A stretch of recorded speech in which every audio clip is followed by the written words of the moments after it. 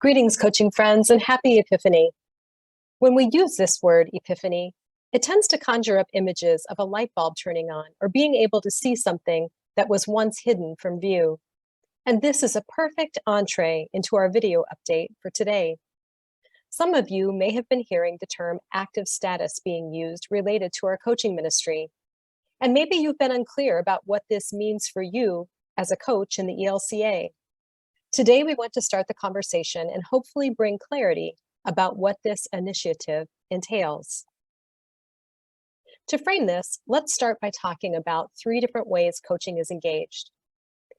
Like a different lens we look through, coaching is employed on the national level, the synodical level, and the congregational or individual leader level in the ELCA.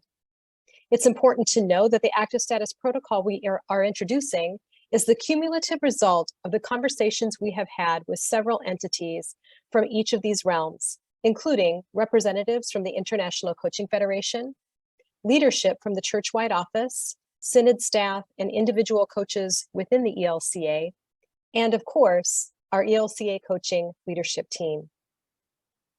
Along with these 3 expressions, we also know that coaching can occur formally, meaning there is some sort of contract and compensation involved, or informally, meaning you are using the posture of a coach in your work and life, but it does not include any sort of covenant or specific compensation.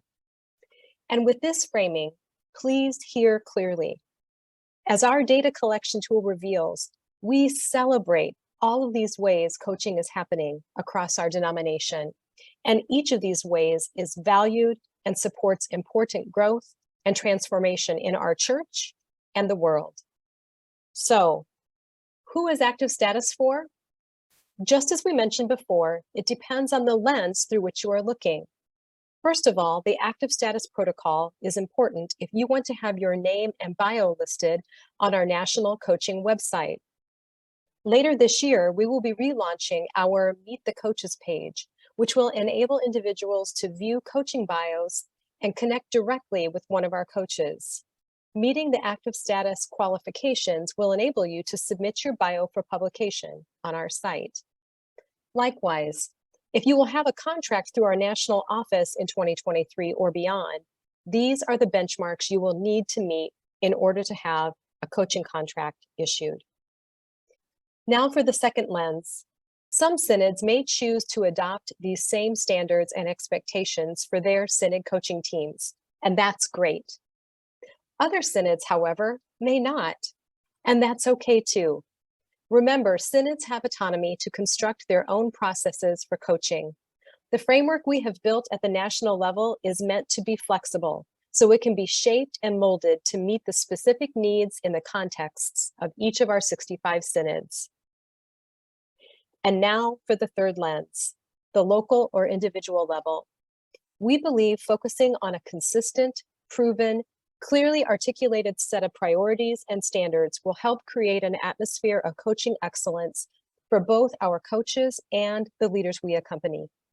In addition, we trust providing these benchmark qualifications creates consistency in expectations and information and provides an important framework for all of us as we develop cultures and pathways of coaching.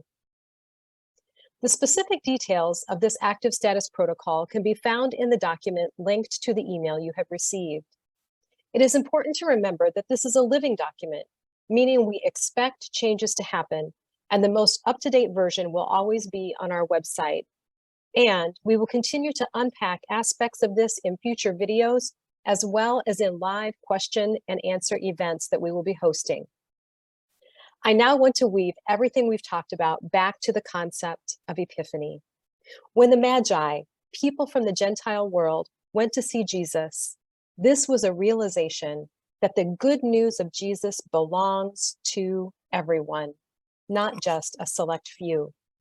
Similarly, I want us to remember that the gift of coaching is something that we intend for everyone to have access to. And with this in mind, and please hear this clearly, active status is not meant to bring the impression that some of us are in and others are out.